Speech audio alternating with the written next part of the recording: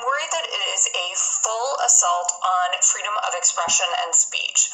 You can watch my other videos about this law, which I will link to in the description below. But this video is going to be about the criminalization of speech in Bill C-63 and why this proposal is so extreme it even applies to speech that hasn't even happened yet. Crazy? I know. Before I get into it, I know that a lot of you, like me, are really worried about this bill. And that's why we at the Canadian Constitution Foundation created an online letter that you can send to your member of parliament telling them to stop and fix Bill C-63. Over 6,000 of you have already written to your member of parliament. And if you want to write about your concerns as well, you still can. You can go to the ccf.ca/fixc63, which I will also link to below. Now, let's get into this new plan to criminalize speech, including speech that hasn't even happened yet.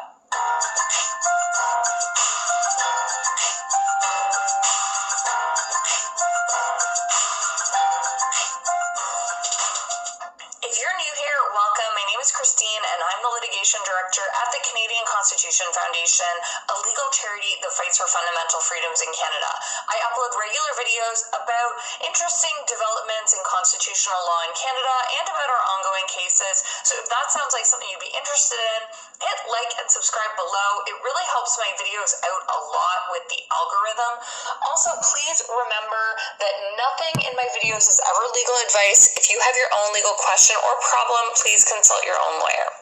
So those of you who are still maybe catching up on what's happening, this proposal was introduced in February of this year, 2024, and it is formally called the Online Harms Act.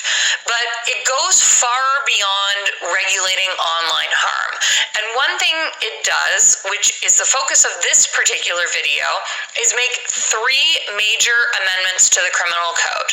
The first amendment is to specifically define the word hatred in the criminal code, which currently doesn't have a definition. The amendment would define hatred as the emotion that involves detestation or vilification and that is stronger than disdain or dislike. This definition, which in my opinion is really just a number of synonyms for hatred, it comes from the case law, including a Supreme Court case called Whatcott. And the legislation specifically says that speech will not meet the criteria of hatred just because it discredits, humiliates, hurts, or offends. But given the subjectivity of the definition and the fact that it's defined basically in reference to itself by using a bunch of synonyms, I have my concerns. The second major amendment proposed to the criminal code in Bill C-63 is to broaden the current categories of hate crime offenses to capture any offense under any act of parliament that's motivated by hatred based on a prohibited ground of discrimination. This is what some people are describing as the standalone offense, an offense motivated by hatred. So currently, the hate crimes that already exist in the criminal code consist of prohibitions on willfully promoting or publicly inciting hatred. And there's actually pretty limited case law on incitement because the threshold for criminalizing speech is high. It should be high. This should be a high standard for democracy to put someone in jail because of something that they said. But one of the concerns that I have about this new offense motivated by hatred proposal, and this isn't just my concern, a lot of scholars and practicing lawyers have the same concern. We're worried that this new provision would turn any federal offense, not even just those found in the criminal code, into a potential hate crime. So those who commit offenses could be potentially liable for life imprisonment.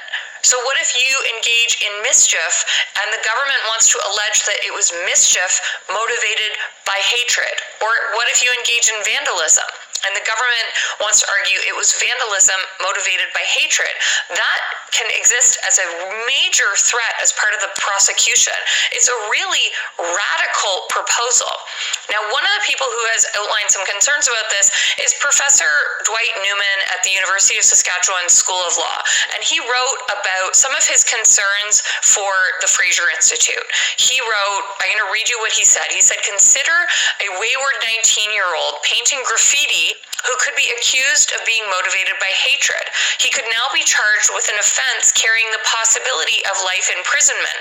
That wayward youth needs corrective intervention, which might appropriately include criminal conviction for mischief, but a threat of life imprisonment is totally disproportionate to the offense.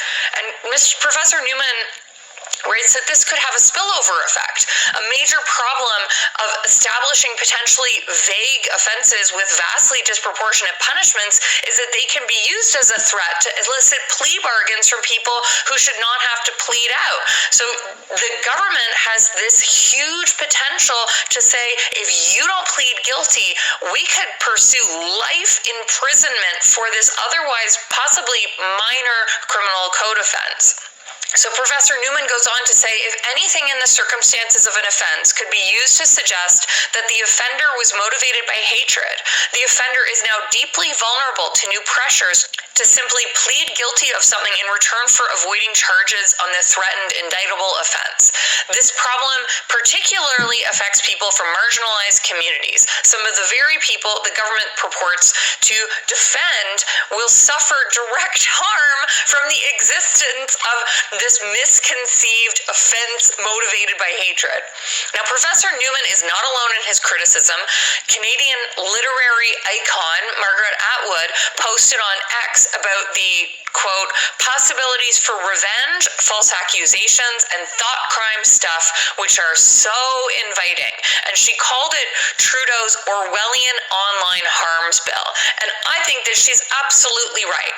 But this is not where it ends. Those are just the first two amendments to the criminal code. The third major amendment is this restraint on future speech that I talked about in my introduction.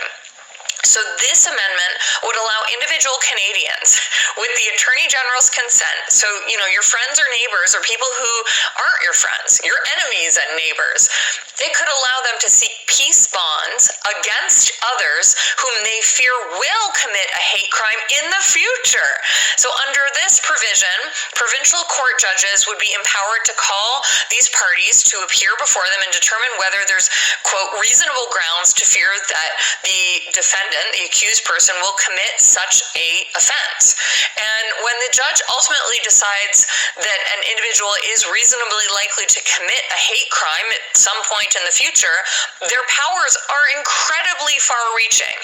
Bill C-63 will allow a judge to issue peace bonds against individuals for up to 12 months that could require them to stop them from communicating with certain individuals or from consuming drugs and alcohol. It could place them under house arrest, or if the Attorney General is the one who has applied, it could require that they wear electronic monitoring devices like an ankle bracelet. So my friend Chris Kinsinger, who's a lawyer and scholar, and he's the director of the Runnymede Society, he has called this particular provision, the future speech provision, Bill C-63's most draconian provision. And I think that says a lot, given that the other provisions of the bill are also very draconian, like the possibility of life imprisonment and the return of a civil remedy for hate speech, which is what my last video was about.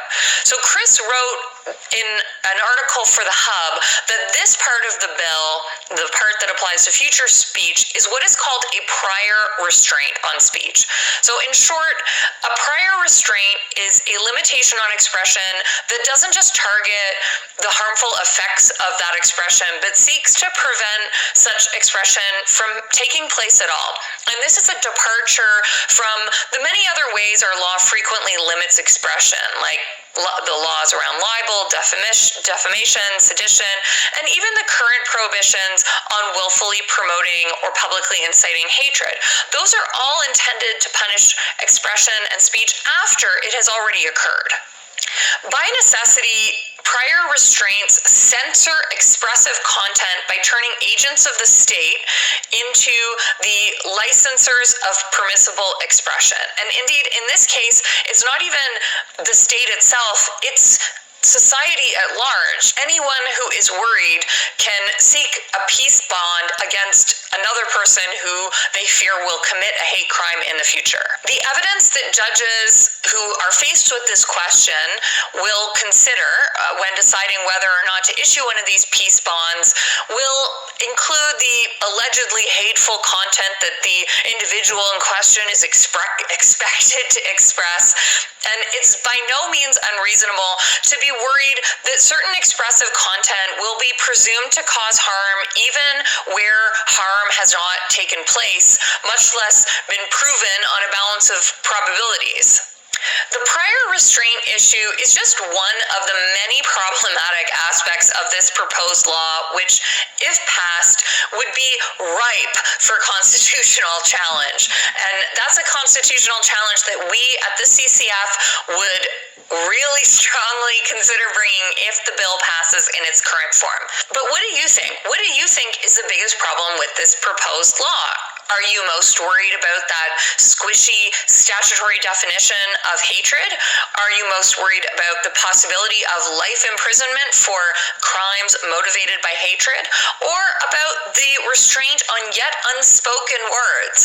Or is there another part of the bill that concerns you most, like the amendments to the Canada Human Rights Act? Leave a comment below to let me know what you think the biggest problem is, and make sure that you write to your member of parliament as well to let him or her know. If you want to keep up to date about what is happening with this bill, you can subscribe to our email updates at the ccf.ca/freedom updates, or you can ring that notification bell icon, that little bell image right beside the subscribe button. If you ring that, you will get notified every time I have a new video out. And I'm going to be posting more videos about developments in this law, C-63, as it makes its way through Parliament. Okay, that's all for this video. Thanks for watching, and let's keep fighting for freedom in Canada.